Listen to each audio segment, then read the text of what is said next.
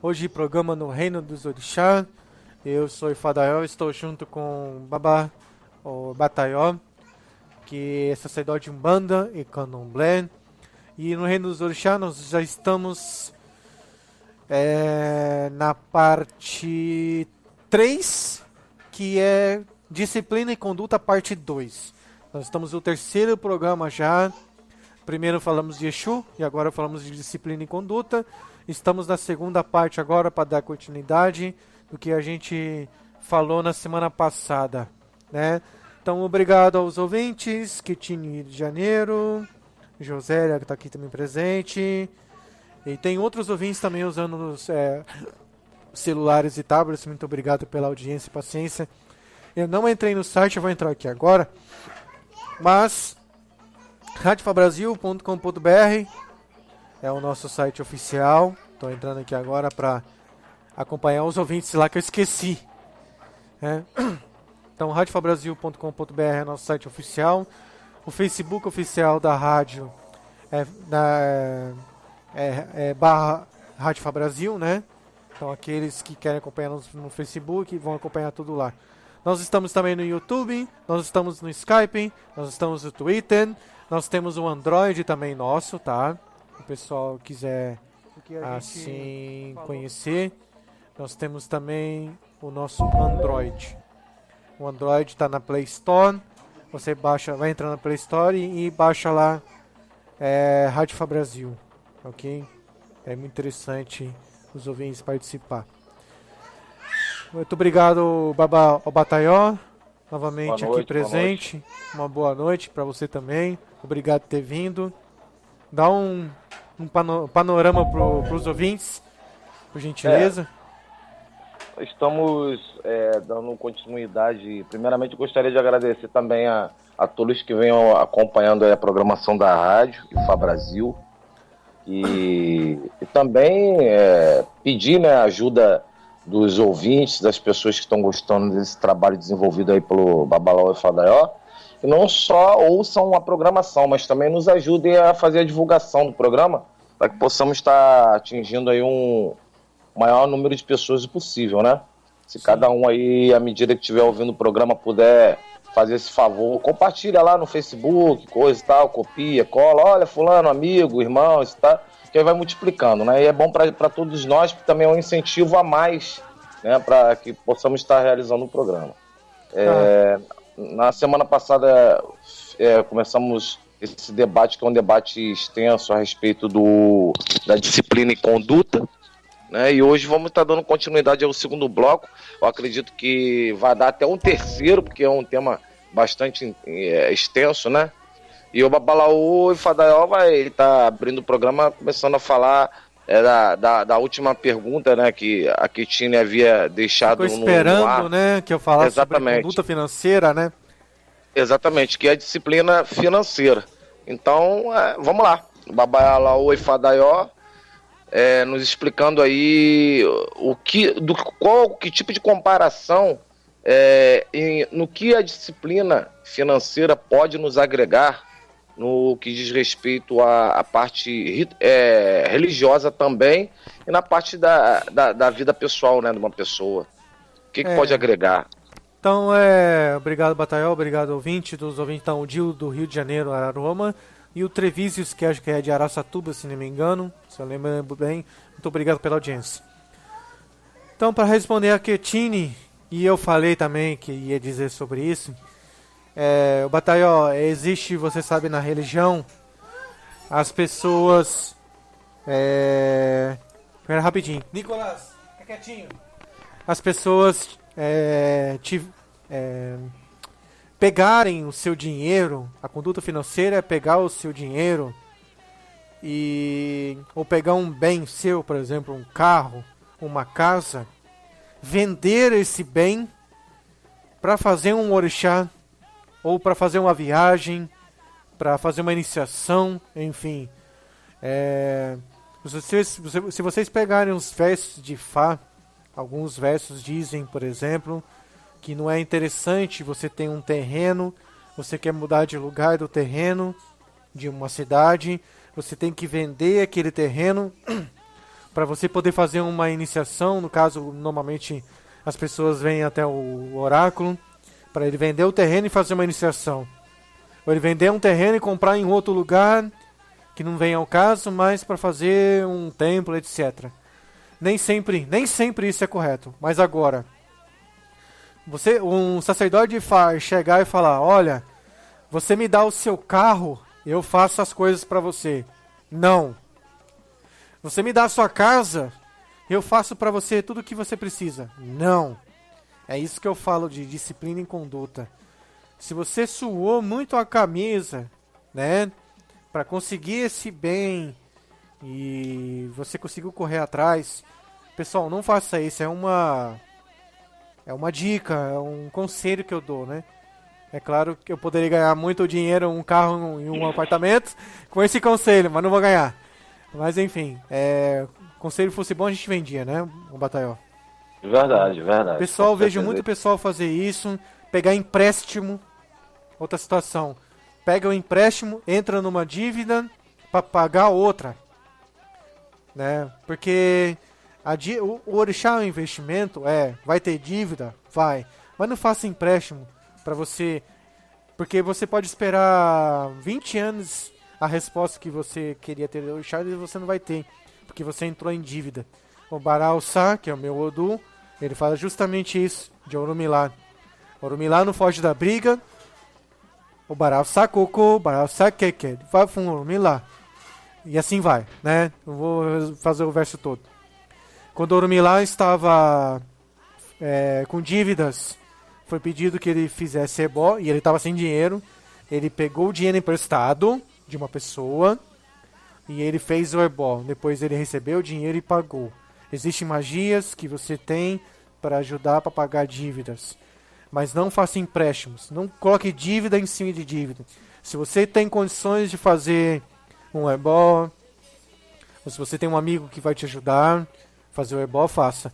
Agora, não tira dinheiro da onde que você vai ter que pagar o dobro, o triplo, que não funciona. Você vai se enforcar com uma grande facilidade, entendeu? E eu vejo pessoas assim, tirando empréstimo, sabendo que não vai conseguir pagar e botando todas essas fichas naquilo que vai ser feito, e quando começa a não conseguir pagar, vai culpar o sacerdote, vai culpar o orixá e assim vai. E eu vejo muito disso. Eu não estou querendo dizer dar esses ensinamentos para servir de carapuça para ninguém, entendeu? Isso eu tô querendo trazer um ensinamento que tem de vida, porque eu mesmo passei por isso. E hoje eu tenho um preço muito caro hoje, de, por exemplo, eu não ter conseguido pagar até hoje uma dívida minha. Entendeu? Então eu falo isso para os ouvintes, não façam isso. E também não caia na ladainha de trocar, ventar sua casa para fazer um orixá. Dar o seu carro para fazer um orixá. Não caia nisso, entendeu? É isso que eu queria dizer para Ketine e os ouvintes que estão escutando. O que o Bataió tem a dizer a isso, Babá? Isso é muito importante. Assim, eu também, assim como o Efadaió, já passei por isso, né? Quando eu há 13, 14 anos aproximadamente atrás me iniciei, eu me iniciei numa condição que eu tive que me iniciar para santo, né? Numa condição semelhante a essa. Eu não tinha dinheiro, estava desempregado, mas foi uma coisa muito, muito engraçada e assim, muito curiosa. Que assim, além de eu não ter o dinheiro e estar desempregado, eu já estava com o nome sujo. Já estava com o nome devedor. E aí, mas eu precisava muito iniciar, porque a minha vida estava muito enrolada, muito complicada. Eu havia abandonado tudo durante muitos anos, né? Como eu disse, eu nasci dentro da religião, mas fiquei muito, muito tempo afastado. Na verdade, eu não queria, sabe, Fadó? A religião. Não gostava, não queria muito. Mas chega uma hora da vida que você não tem pra onde correr, né? Não tem jeito. Quando é aquele teu destino ali, não tem jeito. Aí a situação começa a se enrolar muito e você acaba tendo que fazer. Bom, e aí eu falei, meu Deus, mas como que eu vou fazer pra iniciar? Eu vou arrumar esse dinheiro, um dinheiro que eu não tenho, não tô tendo nem pra comprar comida e coisa e tal. Bom, eu sei que tava passando na porta do Banco do Brasil, né, no centro da cidade, e não sei, alguma coisa assim me deu uma intuição, falou, eu vou entrar e vou tentar, né, pra ver. Mas eu já sabia que eu tava com o nome sujo. Mas, rapaz, você acredita que eu entrei dentro do Banco do Brasil, sentei na frente do gerente e eu falei a verdade pra ele, pra que eu queria dinheiro. Eu falei pra ele, olha, meu senhor, eu tô precisando de um dinheiro. E comecei a contar minha história pra ele, olha, eu tô desempregado já há tanto tempo, isso daí é um problema religioso, eu preciso muito pra poder tomar um rumo na minha vida. Minha vida tá toda ruim, tá toda complicada, e eu preciso fazer o santo. E coisa e tal. E aí ele, quanto é que o senhor tá precisando? Isso na época, né?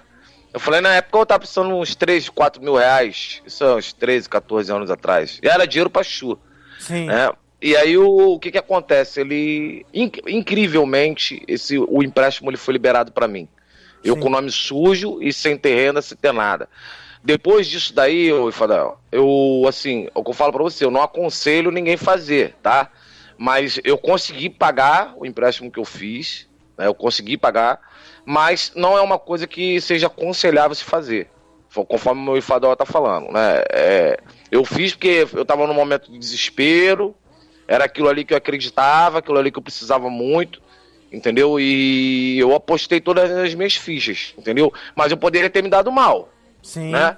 Eu poderia ter feito e, para minha sorte, para minha bênção, eu me iniciei no Orixá Xangô. Quando eu saí do meu rancor, dos meus preceitos, eu basicamente, poucas semanas depois, eu já estava empregado, entende? Já tinha me ligado, já estava começando a trabalhar e já estava começando a pagar minha dívida com o primeiro pagamento. E então isso que você fez é certo. Você pagou a dívida, tem gente que não paga. Não, eu fui paguei, entendeu?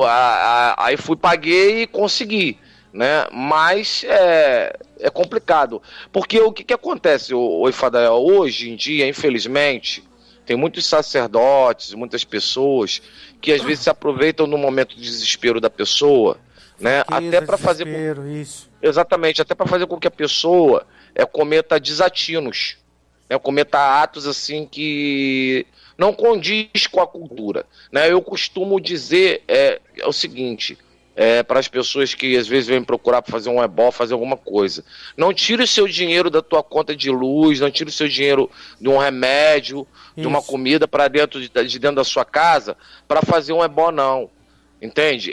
O orixá, o Yorumilá, Exu, as divindades sabem da necessidade da pessoa, e se for da pessoa ter que realizar aquilo ali, essas divindades algum meio vai acontecer, algo vai acontecer para que a pessoa consiga realizar aquilo ali, entende? Então não há necessidade desse desespero todo. Agora, existem casos e casos, né, o Ifadael? Também tem aqueles casos, são casos, por exemplo, de pessoas com doença, uma Sim. coisa muito grave, uma coisa, talvez um caso de vida ou morte, aí que talvez o orixá, o orumilá, o Exu determine que aquela pessoa, olha, você tem que fazer isso o mais rápido possível. Sim. Né? Então aí nesse caso eu já não sei como nós poderíamos estar dando uma orientação. Você acha que nos casos de doença, no caso de vida e morte, ainda assim seria válido a pessoa, ela então tentar arrumar um empréstimo, alguma coisa assim, Fadel? Ou mesmo assim não? O meu caso, um sentido nessa pergunta, eu sempre aconselho a pessoa a fazer ebó e não iniciação.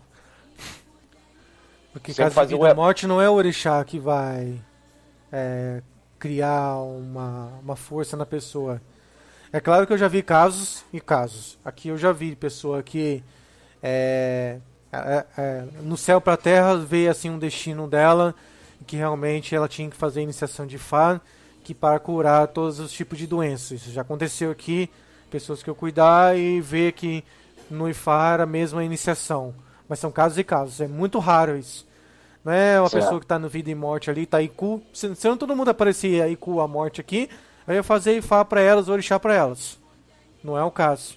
Entendeu? É o caso, né? Então tem que ser interpretado muito bem, é uma coisa de disciplina, né, e conduta que a gente vê. Tem que interpretar muito bem para não lesionar a vida da pessoa e nem a sua, que está fazendo o trabalho. Exatamente. Mas existem casos e casos. Existem casos que não tem jeito, que é só uma iniciação mesmo vai curar. Mas não é sempre isso. Oi, Fadael, Você, que é um babalau que já teve algumas vezes em território nigeriano, na Duas África, vezes. 2 vezes, pôde presenciar a maneira da conduta, a maneira da disciplina, a maneira como as pessoas, os adeptos de culto de orixá e de orumilá se comportam, como Sim. que a comunidade se comporta lá. Até muçulmano, até evangélico, católico. Eu vou entrar eu vou abordar uma temática que tem um pouco a ver com a disciplina, mas que ela é um pouco polêmica, que é a temática do comportamento matrimonial, do comportamento homem e mulher dentro dessa sociedade. Porque estabeleceu-se que no Brasil, por exemplo, dentro do culto do candomblé, as pessoas, por exemplo, se você é casado, você não pode tá sendo iniciado junto com a mesma pessoa. Se você tem um relacionamento com uma outra pessoa, você não pode participar do mesmo templo, da mesma coisa. Se você tem um filho, o seu filho não pode ser iniciado por você. Isso corresponde também em terras africanas, ou isso foi uma cultura que foi criada no Brasil para haver um controle melhor em relação à religiosidade e ao comportamento dos adeptos? Não, lá o marido inicia a esposa em orixá, em Fá, se possível. O pai inicia os filhos. Os filhos podem até fazer um ebó, mas não inicia os pais. Porque o pai faz o filho não faz o pai. Então é totalmente natural lá. Todo mundo participa da mesma família numa iniciação só. Então não há problema nenhum, vamos supor, de você ter a sua esposa e vocês fazerem parte participarem dos mesmos rituais. Sim, a minha esposa tem chefar comigo, tranquilo. Não tem problema nenhum. Eu mesmo vou encarregar de fazer o itefá dos meus filhos, mais que a obrigação minha, quando eu tiver o aval. Mas eu vou fazer, eles vão fazer uns 7, 8 anos de idade, eu farei neles. Certo, porque... eu sei que no candomblé tem, porque até um tempo, quando eu fiz na época, né, aí em São João Meriti, nem a minha mãe poderia ficar perto de mim, e eu achei isso um absurdo, eu fiquei sabendo Exatamente. No Brasil se convencionou-se isso, mas eu até acredito, o Babalau... Quem é melhor do que a mãe para ficar perto do filho? É isso que eu não entendi, né? Isso. E quando deixou minha mãe ficar perto de mim, eu e minha mãe choramos em prantos. Entendeu? Exatamente. Mas o que acontece? A cultura regional, ela também influencia esses tipos de condutas, né? Sim. Porque o que acontece? Dentro do culto do candomblé, né, existem muitas pessoas assim que têm, às vezes, assim, uma conduta não muito, vamos dizer assim, religiosa, a conduta mesmo, sabe, assim, meio duvidosa. Sim. Então, eu acho que no Brasil, tratando-se do Brasil, como é um povo que não foi criado, não foi acostumado desde criança a enxergar a sexualidade como uma coisa natural, né? Uhum. Eu acredito que por isso tem essa regra no candomblé, porque você imagina, é uma religião que ela é aberta a qualquer tipo de pessoa, com qualquer opção sexual, né? De livre escolha. Né? Então, imagine se você, dentro de um templo, dentro da sua casa, você talvez permita que um irmão tenha um caso que namore com outro, que namore com outro, que o outro tenha um caso com outro. Daqui a pouco, Babalau, o seu templo religioso está virando realmente uma agência de relacionamento. Sim. Entende? Porque você está entendendo? Tá entendendo? Uhum. Então, é por isso que no Brasil se estabeleceu esse tipo de regras. Eu estou abordando isso porque muitas pessoas às vezes perguntam assim, olha, mas eu não posso ter na casa um relacionamento com a minha mulher, com meu filho, ou com o namorado, com isso e aquilo, né? E eu há muitos anos eu venho dizendo isso para muitas pessoas do candomblé, embora eu não tenha ido na África, mas eu estudo muito, leio, pesquiso a respeito da cultura, não só dentro da religião, mas da cultura local mesmo. E eu já sabia disso, eu só quis confirmar com a pessoa que já esteve lá. Você confirmou aquilo que eu já imaginava. Lá eles são aborígenes, Sim. São tribos, né? São tribos. Ora, se são tribos, né? Uma pessoa que ela convive numa tribo, ela não vai sair daquela tribo dali de Oió para ter um relacionamento com a pessoa lá em Benin, lá em Abelcutá, lá na outra que é longe pra caramba. Não, isso pode acontecer. Então, para eles é normal ali, o marido tá com a mulher, tá com o filho, Sim. o primo, o tio, o irmão, né? É tudo dentro de uma comunidade só, assim como são os índios. Sim. Né? Os índios, eles se procriam entre eles, eles Sim. se entendem entre eles cultuam entre eles próprios. Né? Só que aqui no Brasil, infelizmente, o brasileiro ele não tem... como você está falando, a gente sempre vai falar isso, né?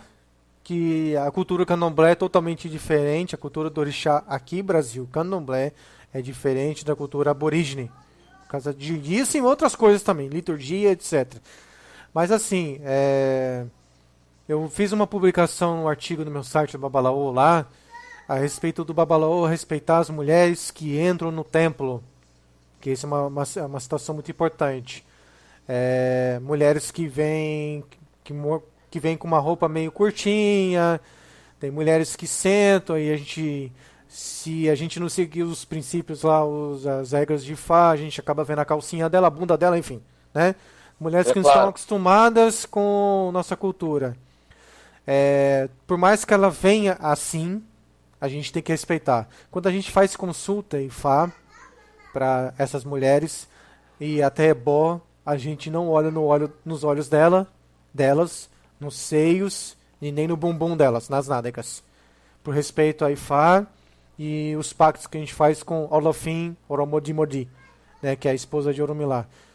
Então tem isso mais um pouco. Mas aí a gente chega e fala, minha senhora, na próxima vez que você vier, vem com uma roupinha, né, um pouquinho, né, mais normal, né, uma calça jeans, sei lá, né, para tampar mais um pouco o corpo. A gente não obriga a usar saia nem nada, mas que ela se proteja mais ali, né? Então a gente tem isso. Então, assim, não tem problema algum. Desde que respeite, entendeu?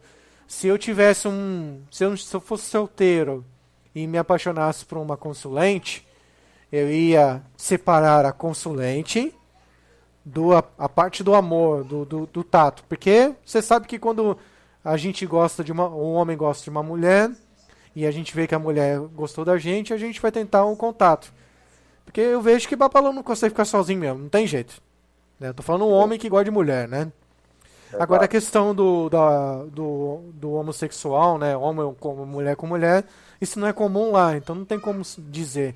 Mas aqui no Candomblé é normal, é uma cultura nossa. Mas, por exemplo, eu já vi em vários templos que o pai de santo, ele mesmo iniciando o seu filho de santo e ele se apaixona, eles ficam juntos. Então tem um contraditório aí, entendeu, Babá? Exatamente, só que tipo assim, esse tipo de conduta aqui no Brasil, ele dentro do culto de candomblé é inaceitável, né? O que se vê. Não pode, exatamente. O marido e a mulher não pode ser na mesma casa. E no mesmo pai de santo. Mas a parte do homossexual pode. Então aí tem coisa errada. Pois é, exatamente. Então, são situações complicadas, porque imagine bem, o pai de santo, o zelador, ele ter algum tipo, um tipo de conduta em que vá, inclusive, abalar um pouco a imagem de respeito dele perante os filhos. Com certeza. Né? Ele tem um papel ali que ele precisa se dar o respeito, né? E se ele próprio ele não se der o respeito, como que os filhos vão respeitar? Não vão conseguir respeitar, né? Então, é importante falar isso, que não seja proibido, que os orixás, que o orixá haja qualquer proibição. Até porque todas as histórias de todos os orixás, muitos orixás, tem muita história de romance entre eles. Sim. Sexualidade, de relacionamento entre os próprios orixás. Sim. Né? Então faz parte da religião, da cultura, né? Do culto de orixás, essa parte também. Né? O Xangô não foi casado com Oiá, o Orumilá com Oxum e coisa e tal, e aí eles devem ter titãs ali, românticos e tal, contando a história disso, aquilo outro. Né? Agora, o que não se pode assim, confundir é que também é uma coisa que é muito interessante, é que eu já observei, Fadael, que às vezes algumas pessoas, né, são iniciadas em determinado tipo de orixá e a pessoa acha que aquele arquétipo, aquelas características ali Sim. do orixá, é que a pessoa é o próprio orixá, rapaz. É, Tem gente aí que normal. imagina que é o próprio orixá. E isso daí também é um tipo de disciplina que a pessoa deve ter no psicológico bem trabalhado, né? Não significa que, vamos Também dizer que foi uma situação cultural colocada no Brasil que na Nigéria não existe isso. não existe, né? Essa questão de arquétipo, não existe isso. Ser filho de algum, ele pode matar todo mundo, atira em todo mundo, que não vai sofrer acidente nem nada. Ou filho de Orumilá, porque tem até por exemplo, de Ifá. Se tem lá, não suba numa árvore sem usar uma escada. Tem duplo sentido, triplo sentido, vários sentidos. É um tabu nosso. A gente não pode subir uma árvore sem usar uma escada. Isso quer dizer o quê? Não acho que você é de Ifá agora, que você vai achar tudo que você é todo poderoso. Que você pode fazer tudo que você acha que pode fazer. Então, são essas condutas que você está falando que tem nos orixás, englobado em todos os orixás. Cada orixá tem uma conduta específica. Ó, por exemplo, você falou dos orixás, Oxum casou com o Batalá, Oxum casou com o Orumilá, Oxum casou com o Xangô. Oxum é considerada a esposa dos orixás masculinos. Agora, se for colocar no Brasil, ela é puta. Tá entendendo o que é? Então, é verdade. Aí vamos mais profundamente. Então quer dizer, então, Ifadaió, que todas as mulheres de Oxum são puta? Não. Aí, não. tá vendo? Você tá vendo a questão de o arquétipo? Exatamente. Entendeu? E não é assim que funciona. Então, que os orixás tiveram seus destinos. Eles tiveram suas energias. Você tem a sua escolha, eu tenho a minha, Oxum teve a dela, Orumilá teve a dele. A gente não pode misturar. A gente tem que louvá-los, pedir a força deles. E não ser como eles. Porque senão, se eu quisesse ser como Orumilá, o tabu de Orumilá, sabe qual que era? Trocar de roupa todo dia. Todo dia tinha que vestir uma roupa nova. E ele não poderia comer uma comida de ontem. Por exemplo, a minha esposa fez comida hoje e amanhã eu vou pegar e vou colocar no micro-ondas e esquentar. Tá entendendo? Não pode. Não pode. Entendeu? Então, esse era um dos tabus de Orumilá. Então, Certo. cada um tinha os seus tabus. O tabu de Orumilá não é o meu. Eu escolhi outra coisa. Apesar de que tem os interditos, né, de acordo com o Odu da pessoa, né? Tem, o outra pessoa, sim. De acordo com o Odu da pessoa, e cada um tem os seus interditos, inclusive, possivelmente, alguns interditos alimentares. Sim. Né, tem gente que tem de andar de cavalo. Tem gente que não pode andar em lama. Tem vários. Vários tipos de interditos, né? Sim. De acordo com a questão do orixá. A questão da roupa também, tem gente que não pode vestir vermelho ou preto. O Ifadael, e com relação a essa disciplina e conduta dos adeptos aí de culto de orixá, o que poderíamos dizer assim que seria uma maneira assim mais adequada no que diz respeito, por exemplo, à mulher, ela quanto à sua vestimenta, quanto ao seu período menstrual, Sim, qual tipo de disciplina que para os orixás isso daí deve ser seguido de acordo com a cultura tradicional? No programa Equilíbrio, eu e o Babalô Fadiami, que tenho no céu, nós conversamos muito sobre isso, falamos só sobre mulheres. Sim. E as condutas. Quando a mulher está no período menstrual, para nós ela não pode chegar perto dos orixá. Sim, eu sempre não pode fazer os oxé. É muito interessante você falar isso, porque olha que engraçado, hein? Eu aprendi isso na Umbanda. Você sabia que na Umbanda existe essa regra? Não sabia, não. Eu aprendi isso na Umbanda. Na Umbanda, a médium, a pessoa quando está no período menstrual, ela não pode participar para ter incorporação, para ter pode, não. Nada disso, ela fica de fora. Né? E aí, por isso que eu fiz essa pergunta, justamente para querer confirmar, né?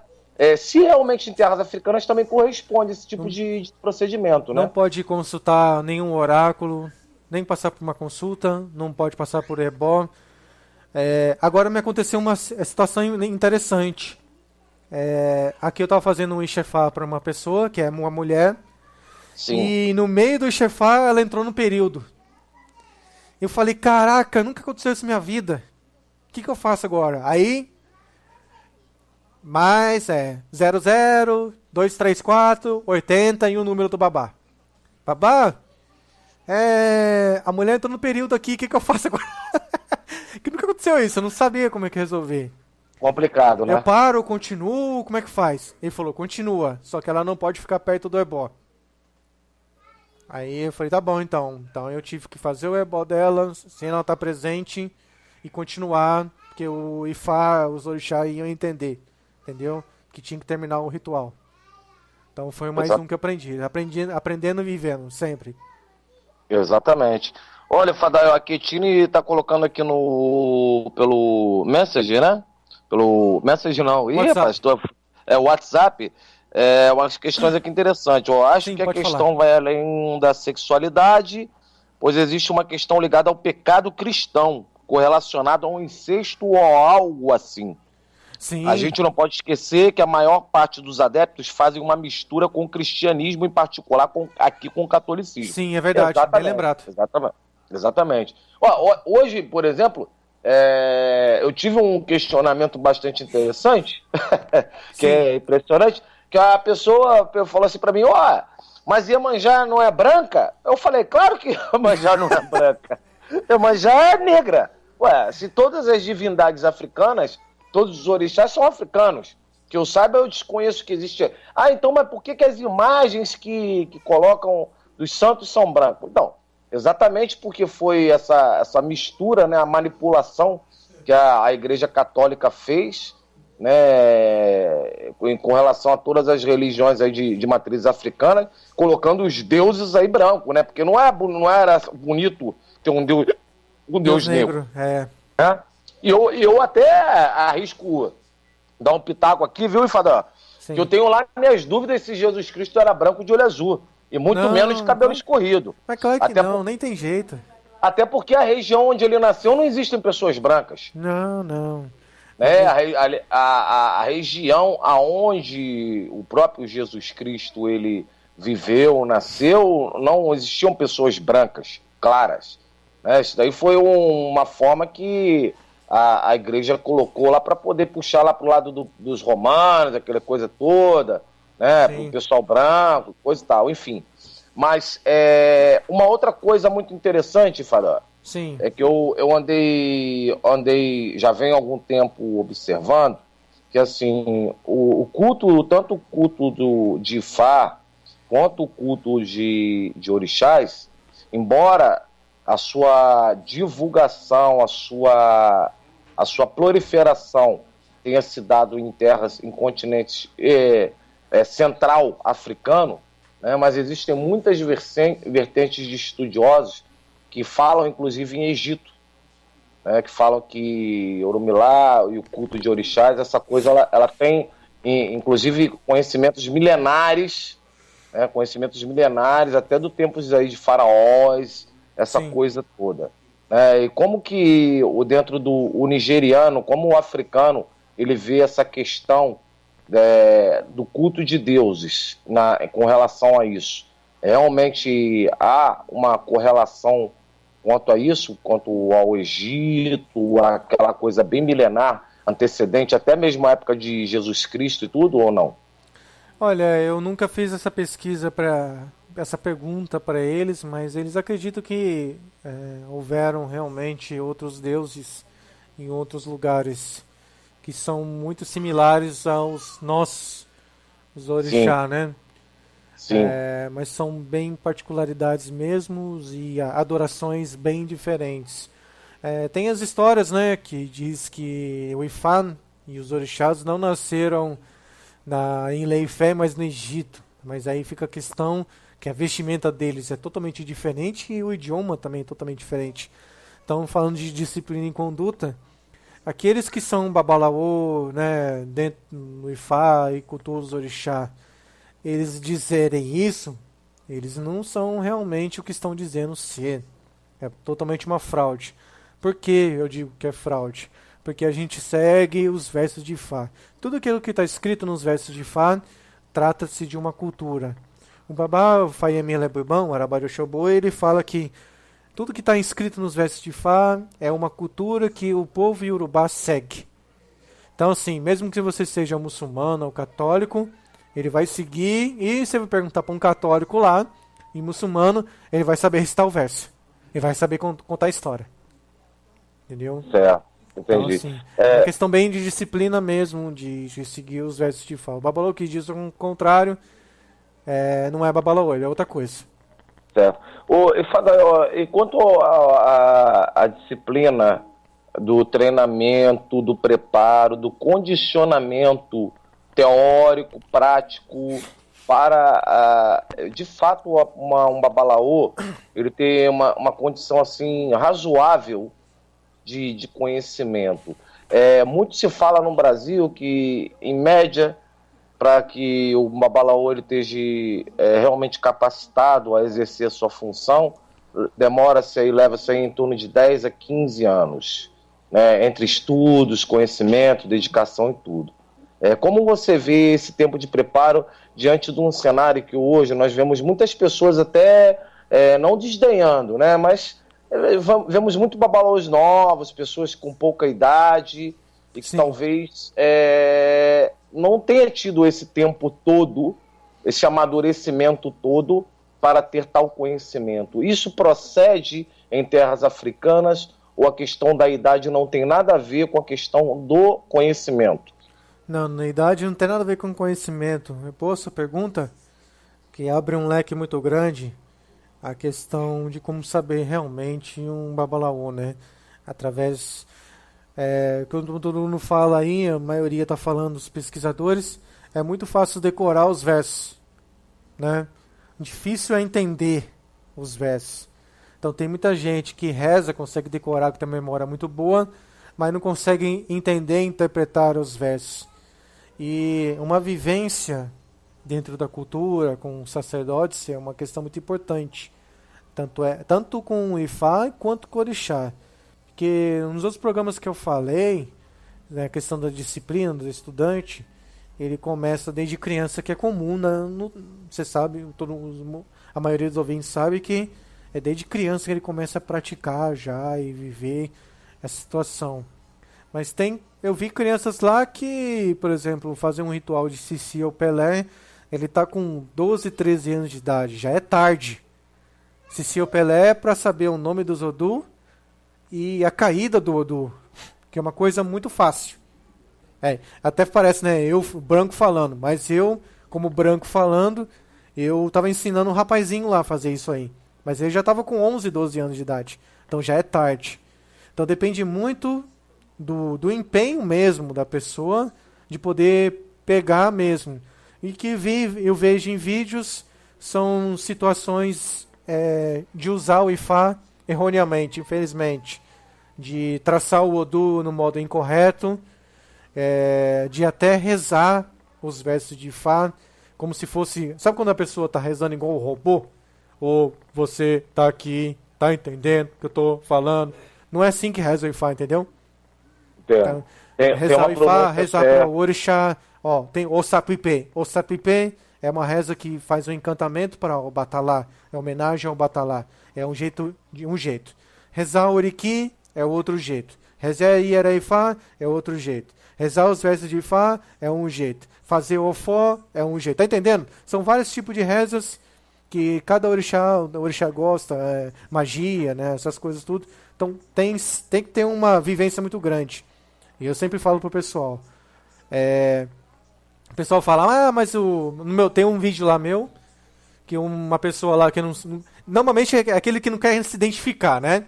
Tem medo, né, de aparecer, colocar o seu nome. Mas eu conheço o babalaô que tem 4.000 versos na cabeça.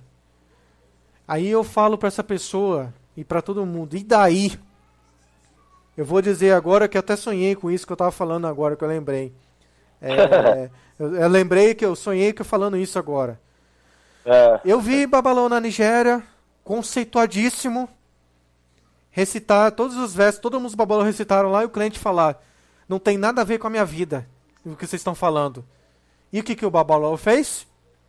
Ele foi e falou o seguinte, você volte amanhã, por gentileza, e eu vou trazer o verso para a sua vida.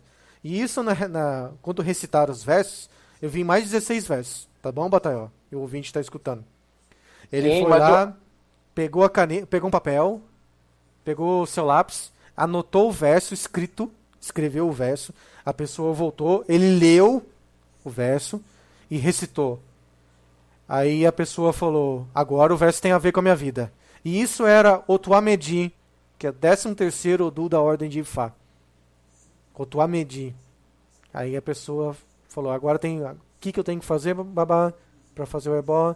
O seu ebó é isso, isso, isso. A pessoa foi lá, comprou os ingredientes, foi e fez o ebó. Entendeu? Então não adianta você saber 20, 30, 40 de um Odu, sendo que você não vai resolver o problema da pessoa. Tá entendendo como é que é? Tem que ter um conhecimento que caiba no caso Exatamente. específico do consulente, né, Então, da pessoa. a pessoa pode dizer, no mínimo 4 versos. Mas se esses 4 versos que a pessoa tem, é o máximo. Sim, é o máximo. Que vai Mas, resolver o Fadael, problema. É importante para sua vida, para a vida de todo mundo. Pronto.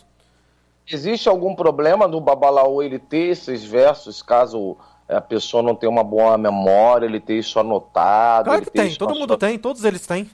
suas anotações? É porque eu estou te fazendo essa pergunta, porque aqui no Brasil também, né, há um preconceito muito grande com relação a isso, que as pessoas falam assim, eu já vi pessoa falar assim, ué, mas fulano de tal, ele joga e ele fala de Odu, de Ifá, e lê no caderno anotado?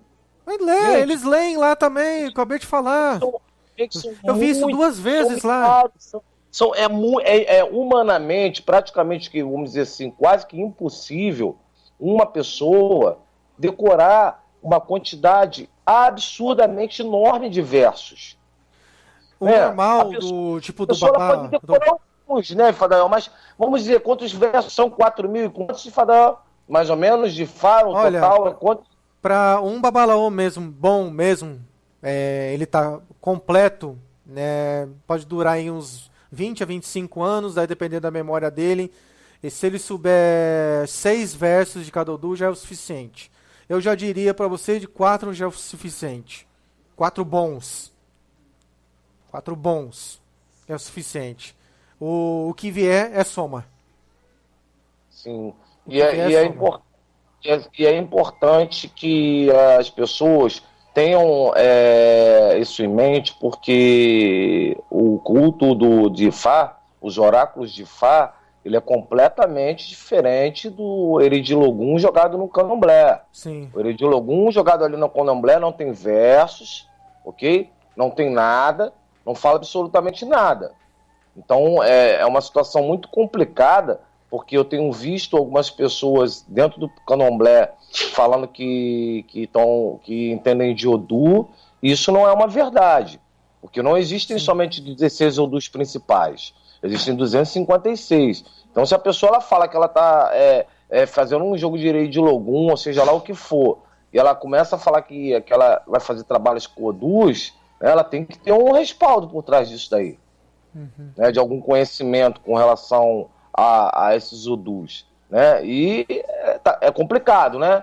Porque como que se vamos dizer, a pessoa ela tem um ebó para fazer de um Odu, por exemplo, um Oturá OB, e aí a pessoa só sabe até o Ofumeji, só sabe até o último, e depois não sabe o restante. Aí como é que faz isso? Entende? Então, o que acontece? Hoje, eu fico muito entristecido quando eu vejo, por exemplo, no dia 6/6, essa moda que se estabeleceu no Brasil. Vamos todo mundo presentear o Barameji. A gente já falou isso aí algumas vezes, né? Sim. Mas eu fico triste porque de ver tamanha ignorância e desconhecimento que, inclusive, sacerdotes de Candomblé têm com relação ao Odu. É impressionante isso. O desconhecimento total, entendeu? De falar coisas assim que a pessoa não sequer se deu o trabalho de fazer um pouquinho de pesquisa a mais, né? Ou ir perguntar um babalaô, ou fazer